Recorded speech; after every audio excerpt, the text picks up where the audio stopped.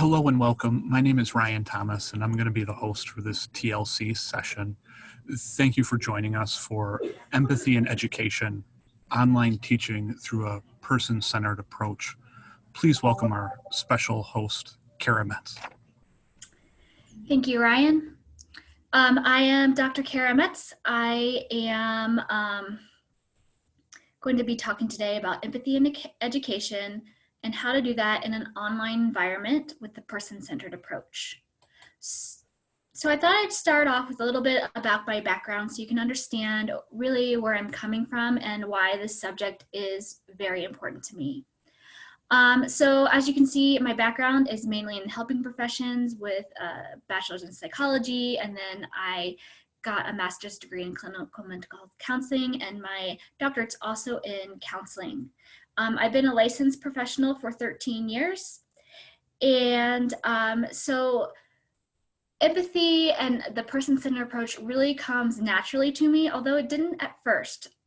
So I'd like to share how I've implemented some of these ideas into education. So what is the person-centered approach? Well, it was created by Carl Rogers in 1957 as a counseling and psychology theory, although Rogers did go on to talk a little bit more about how to use these concepts within education. And so he created this brand new idea about putting emphasis on the relationship and how we need to have that relationship with our clients, with our students, in order to promote growth and change. So at first he had 6 conditions for change, but at the heart of it, there are 3 that really stand out. So first of all, we have unconditional positive regard. And this doesn't mean that we love everything our students do, but what it means is despite what the student has done in the past, performance-wise, attitude-wise, we're always looking to accept that this person has the potential to reach his or her maximum potential, maximum growth. We also talk a little bit about congruence, in which we are not a blank slate. We are just not fingers behind the computer typing up responses to our students. We are real people. We are genuine. We have emotions, thoughts, and reactions. And so this is something really important that I do try to incorporate into my classrooms to let them know that I'm a real person behind this computer. I'm listening to them. I care about them, and I really want them to succeed. And then finally, empathy. So empathy is when you're putting yourself in someone else's shoes with their experiences and trying to understand how they feel in a certain context. So this isn't sympathy where we feel bad for certain situations, but this is really trying to understand where the student is coming from. And so it's about meeting students where they are at. And I will present ideas and use things that have worked well for me, but understand that this isn't a one-size-fits-all idea. And so you really have to figure out how to incorporate these ideas into what you're doing already and what works best for you so that you can remain genuine in your teaching. So like I said, with empathy is being able to put yourself in someone else's shoes with their background and trying to understand how they feel and why. And so when I'm really working on empathizing with my students, I ask myself 2 questions. My first question is, how am I feeling right now? Because if I don't get in touch with how am I feeling, I might be feeling frustrated because someone keeps challenging me, and that's a pretty natural response, but that's not the message that I want to convey. I want to try to understand why the student is needing to confront me or they're feeling frustrated in this situation. So that's my first question, how am I feeling? And the next question I ask myself is just what I said. If I were in the client's shoes, how would I be feeling about this situation and why? So some examples of an empathy statement would be, I can see that you're feeling frustrated with my grading because there are differences from other instructors that you've had. Or I can understand that you're feeling really overwhelmed with keeping up with classes because you've had the flu all week. So when I put this into emails or communication with my students, they're seeing that I am trying to understand how they are experiencing all of this. And that kind of helps whatever decision I make to go from there, really helps the student to understand that I'm taking them into consideration when making decisions. So the general principles of my work in education would be, I want the students to recognize that I see them as individuals and I want them to feel heard by me. I also want them to understand that I make mistakes, so they feel okay with making mistakes. Nobody's perfect, so we always have this perfect presentation. Sometimes students feel like that's the goal that they must achieve. And a lot of times students are really hard on themselves, so I like to present an imperfect me. My videos aren't always perfect. I do redo them because sometimes I say or huh, or I take a really long pause to think. But they always end up with mistakes. And I'm okay with that because that's me, I make mistakes. I ask my students to challenge me if they think that I've made a mistake. And I will accept their challenge. I will talk to them like, hey, this is great, thanks for bringing this up. I really need to check into it and I will get back to you. And if I've made a mistake, I will own the mistake. I think this is really important that the student understands we're not all perfect, and when mistakes are made, we really do need to take acceptance for those mistakes. That's how we grow. I also might talk to students about how they can help enlighten me. I once had a student call about a question I had on a discussion post, and she said, well, I don't understand. This has been my experience when I've worked with this population. And it really was just this misinterpretation of what she was saying. So I actually talked her through how to come up with a response post to me to challenge me and to help enlighten me, so that other students can also see that there are other perspectives to take into consideration. I also try to keep in mind students are why I'm here. Students deserve to learn and get as much help as they need and are willing to accept. Not all students are willing to accept help, and that's kind of something that we have to come to an understanding with, because it's not always what we want. But we need to try to meet the student where they're at to give them the help that they need. And again, it's not a one-size-fits-all process, so we might need to adapt to the student and what their learning style is. Which goes to my next point. Different students need different things. The end goal is to increase knowledge and to set students up for success. And so we need to be willing to take different approaches to be able to do that. And I like to demonstrate that I care for students. And so through my next few slides, I'm going to give some examples of ways that I do that with my students. So what does this look like in a classroom? So I'm going to take the next few slides to go over announcement examples, emails, introductions, discussion posts, grading, how I use Civitas with my students, and just student communication in general. So for example, with my announcements, what I like to do is I write them out. And then because we want to support different learning styles, I try to record myself talking about the lecture. And it typically lines up pretty well. I'm saying the same things that I wrote out, but this might help other students who aren't good at just reading and absorbing the information. Maybe they need to hear it. Sometimes I create narrated PowerPoints too to go along with my announcements. And so I will play just a short clip. You will see that I've made mistakes as I'm speaking. But it just kind of gives you a good idea of being able to put expression into something and being able to really convey the same message just in a different way.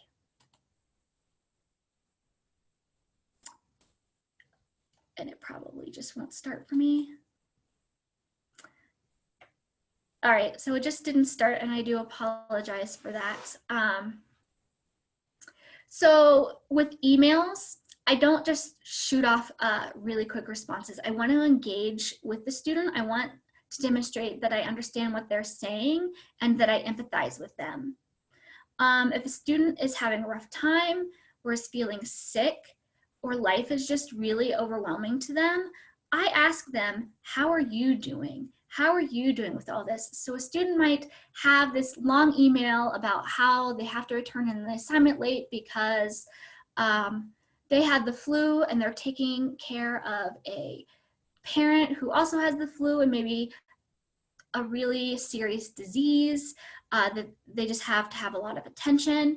And so they're telling me all this to show why that they are turning something in late, and I will address that. But one of the first questions that I like to ask them is, how are you? And a lot of students will then email back and kind of go into this long email about all the things that they've been struggling with and dealing with. And a lot of times I'll email them back and let them know, you know what, I can't believe how much you were dealing with and how successful that you were being in school. And this is really encouraging to them to help them push on and move forward and continue to try throughout their schoolwork.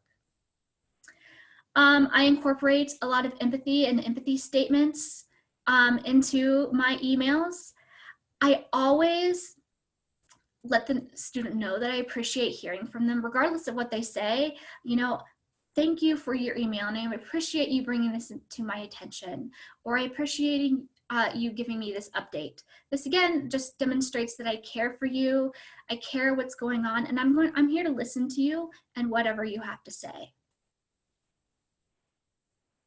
And students will often tell me how much they appreciate this style in the emails. When I'm working with introduction posts, what I try to do is I create videos for everybody individually, and this can take a bit of time.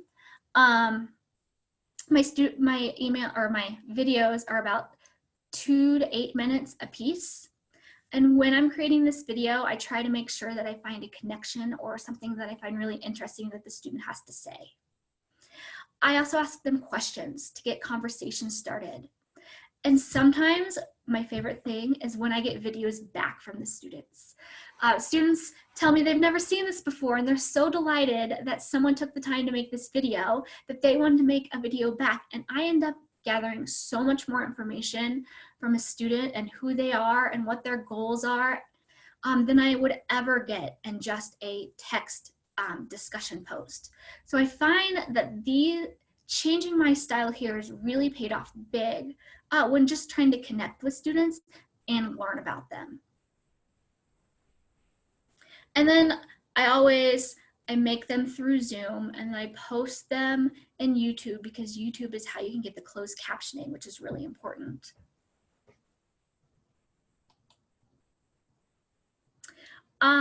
Here's an example of just a discussion board. I am a wordy person. I love to talk, especially when I'm passionate about this subject. So anytime I get to dig in with the clients, I really enjoy it. So with this discussion post, we were doing an intake interview script. So what people might say in an initial interview with a client. So my response to the student was, you did a nice job with this. You had some really engaging questions from the client to understand how the client views what is happening and how serious the situation is to them. You did a really nice job with that. If I had a guess that you're leaning towards a theory, I would venture to say it would be cognitive behavioral therapy because of the gauging questions.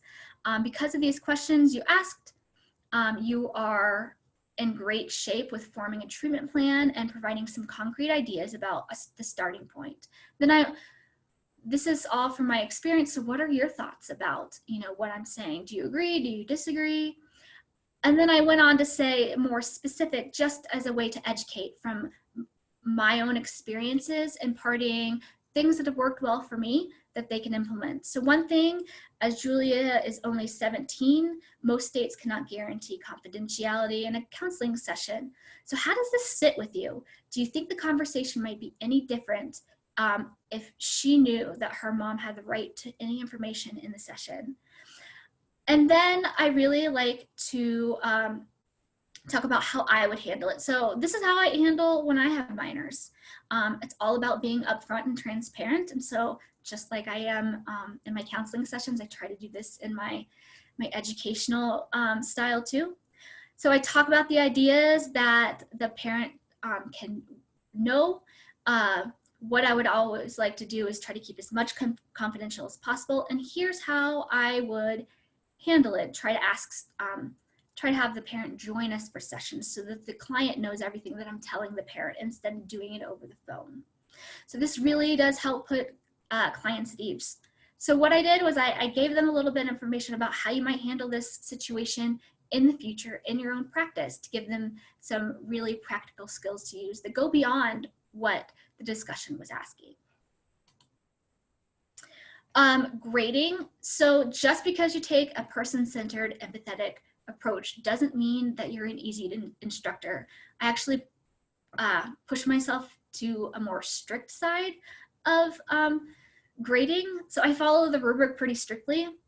I will give lots of positive feedback, but I also point out areas for growth. And this goes back to congruence. I want to be very upfront with what is incorrect and how they can use my information to grow themselves and in their education. I am very specific about where points are taken off and how they could remediate that in the future with more general advice, because chances are they're not going to have that exact same prompt in the next assignment. And I always find where the students have strengths in their assignments, and I point those out specifically to them. I don't just say, nice job with this, you got a really strong post this week. I try to pull out some of the areas that really were done well. Again, I think this demonstrates to the student that I am really reading their posts and their assignments, and that I'm trying to make a connection.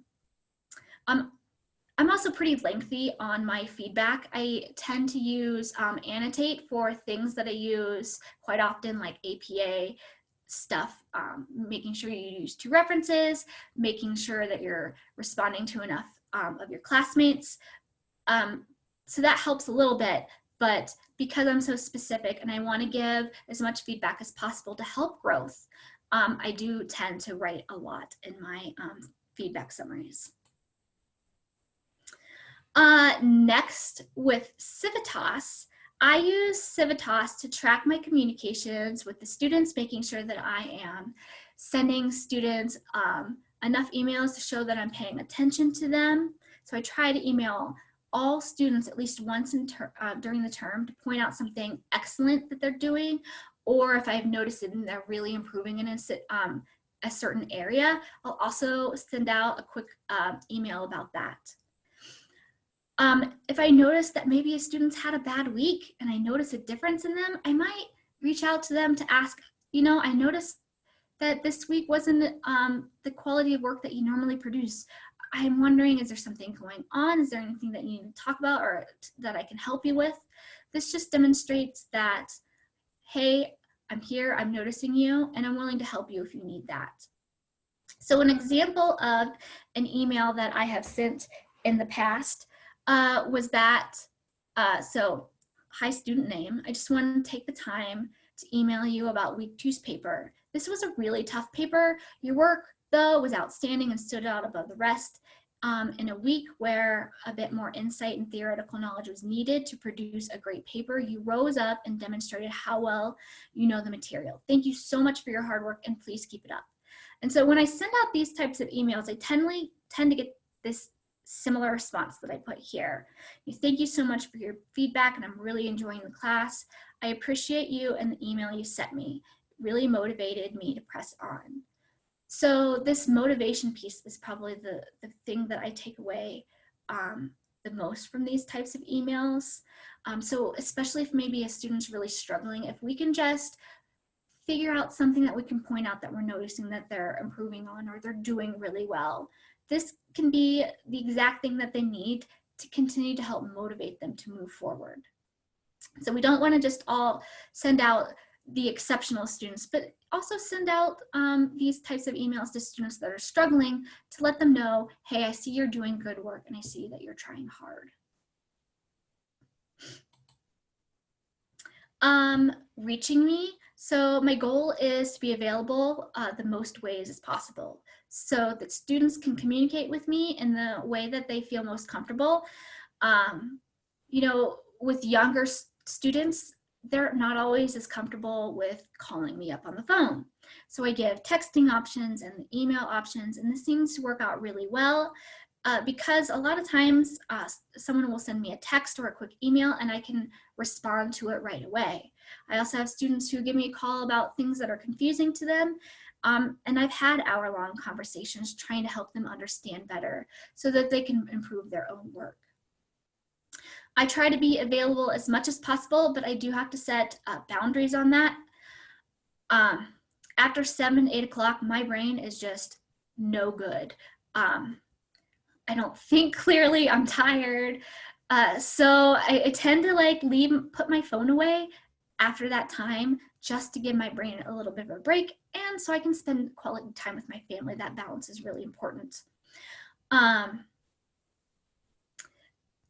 Also, I use the same techniques that I've talked about all throughout this discussion that I use inside in the classroom when I'm also communicating with students. So if I'm communicating through text, I still show appreciation that they brought something up. I try to handle it quickly. I use empathy. All those great things really helps students feel a lot more comfortable with coming to me when they need me. So I wanted to end this session with a little bit about how you can apply these things. So I'm going to give you some scenarios, and if you want to just type into the chat how you might respond to some of these ideas, I would love to have this great interactive discussion. So don't be shy. So let's say a student emailed you and said, hello, professor, I am emailing because I see you took off points for my follow-up post because I didn't use the guided responses. No professor has ever taken off points for this before, and I don't think that you should either. I've actually received an email about this. So how do you think you might respond to a student who presented an email like this? It's a little bit combative and forceful. So how do you think you might respond to this using some of these skills that I've talked about today?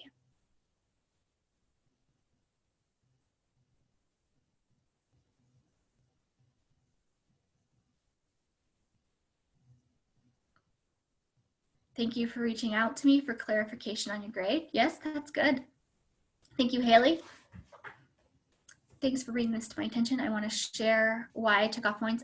Yes, I think that's a really great point, Terry. You want to talk about your reasoning behind these types of things. Dear student, it sounds like you feel frustrated by having points deducted for the responses. I am curious how we can work together and move forward with this requirement together. Ooh, I love that, Jennifer, being able to bring them into the process. This is going to be a conversation. This isn't just going to be me telling you why you're wrong. So I think that's fabulous. Thank you. And I think I would do, I can tell you are frustrated and would like to review the importance of the guided response requirements and why this is part of the assignment. Fabulous. Thank you, Elizabeth. I think these are all really great ideas. And this is how I'd probably typically respond to an email like this. You know, I see that you're feeling frustrated with these points being taken off. I would love to have a conversation about why this is happening and what we can do to help you in the future. And then I also, because I include this in my welcome announcement, I will also guide them to where I've talked about this before and to help them understand that this is a requirement and I have talked about this before, but I'm willing to help you understand about this process in more detail, and I'm willing to help you in forming your responses to align more with the guided responses. Great, thank you. All right, so my next you try would be, so yes, it would be a great idea to share examples. Thank you, Ramona. So a student writes a paper and you can tell they put a lot of work into it, but they didn't address, I put any of the rubric prompts. I mean, some of the rubric prompts, which caused them to fail the assignment. So how would you address this in your feedback or an email to them to let them know and understand what they've done, but also appreciating that they did put hard work into this?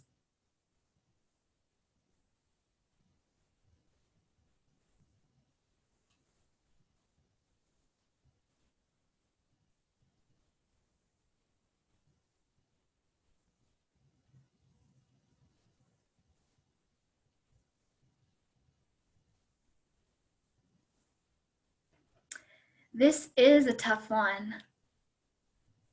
And this is where I say I have practiced and wrote things and then erased them and rewrote things. Sometimes I find it easier if I, on a Word document, maybe type out all of my feelings first to get them out of the way. And then I feel like I am better able to write a more empathetic response for students.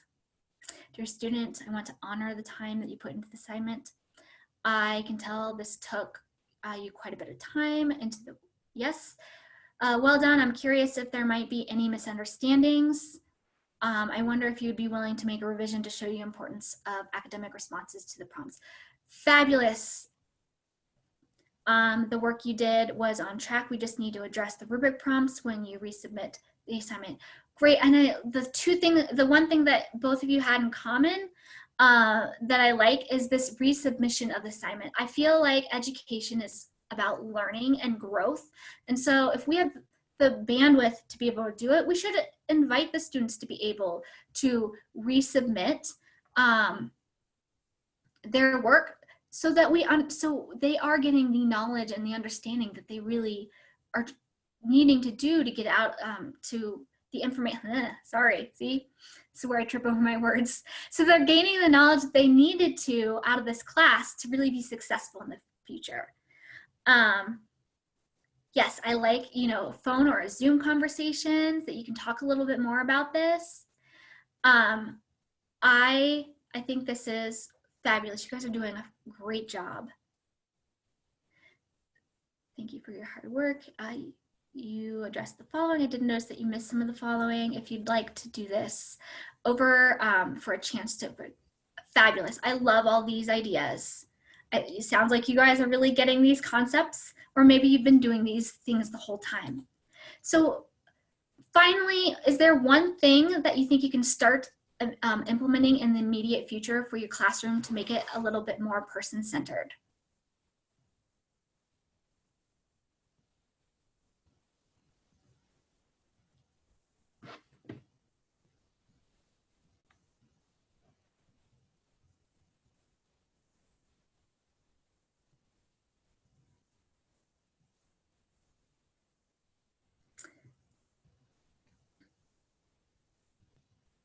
All right, good. Yep, the video responses, they take a little bit of time, but I think that they, like I said, they really pay off in starting to build that relationship and that trust. Searching for connections, absolutely. This is great. I'm so happy that you guys got a little bit out of this. I am like running probably way over time. How many students on average do you have in a classroom? Between 15 and 20. So if I had 30 students, that task might be a little bit more difficult, but I do find that not everybody posts on the first day, and that is kind of helpful for me in creating some of my follow-up posts. I don't have to do them all in one day. All right, so yes, creating a welcome video. I love that idea. I do that too.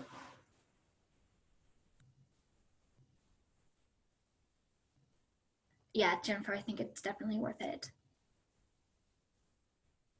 All right, so last thing, questions, comments. Does anybody have anything for me? Oh, thank you, Ramona.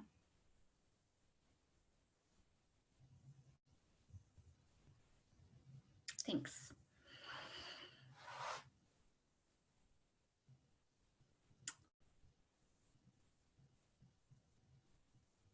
All right, well, if there's nothing else,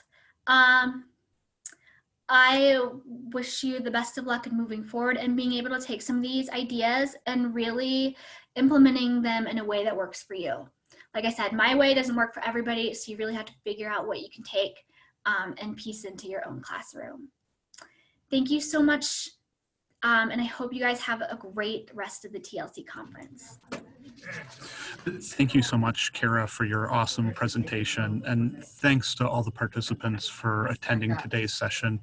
Please enjoy the remainder of TLC.